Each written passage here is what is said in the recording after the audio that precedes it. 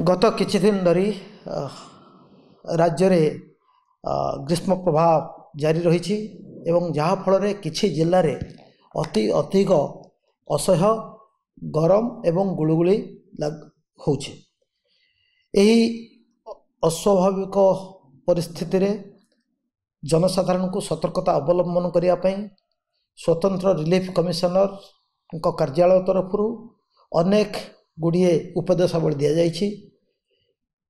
एही समय रे साधारणतः राज्य रे उत्ताप अधिक रहे। एथिपाई समस्त जनसाधारण अति उत्तप्त समय मध्य साधारणतः 10टा-11टा पर दिन 3टा भितर सबुठ अधिक टेम्परेचर रहे। सही समय खरारे कौनसी अजथा काम नथिले बाहर को न बाहरिया आम अनुरोध करूँ। से भली 11टा ରୁ 3टा भितर खरारे कौनसी काम न करिया आम अनुरोध करूँ। जेकोसी काम हो, व्यक्तिगत काम हो बा कौनसी ठिकादार काम हो बा कौनसी बाहर काम को समस्ते अवॉइड करिवार आवश्यकता रही।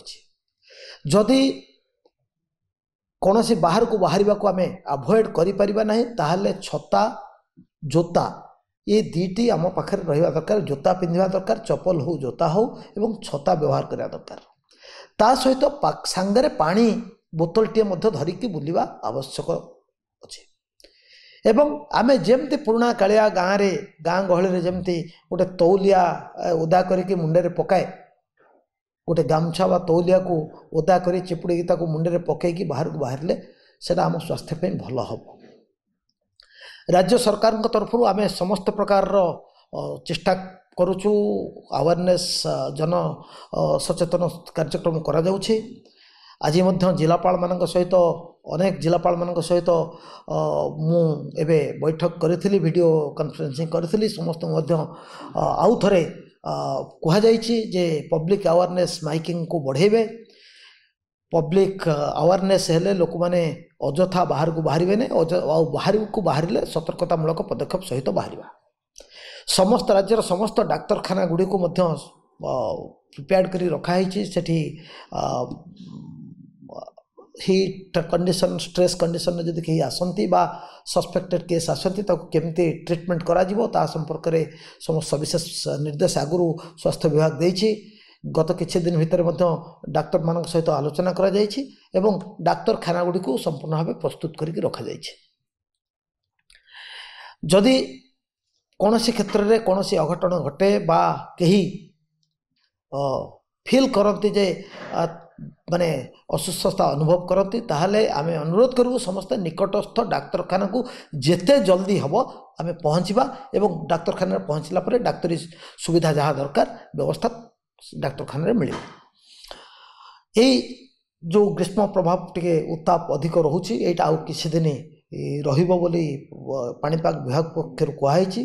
तेणु आगामी केते दिन आम समस्त जदि सतर्कतामूलक व्यवस्था अवलंबन करवा ताहले आमे आशा करुचु जे कहार किछि असुविधा हम नहीं।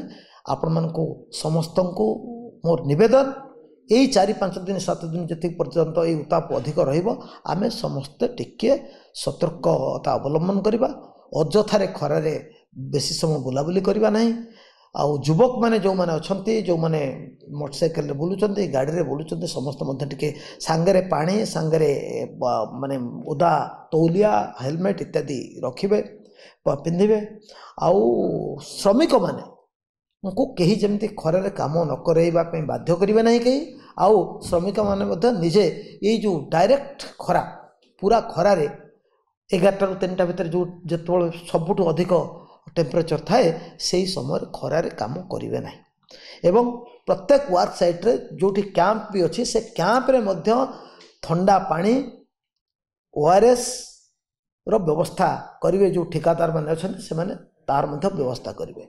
एवं सबू जो माने शिल्पांचल रे ट्रक रे जीवा आसवा करुचंती खनि खादान रे जो माने काम करुचंती से माने मध्य यही 11टा ରୁ 3ଟା समय भितर आमे अनुरोध करिवो टिके आम एक्टिविटी को कम करवा बा बंद करवा माने अजथा खरारे जमी कहीं काम न करेंगे।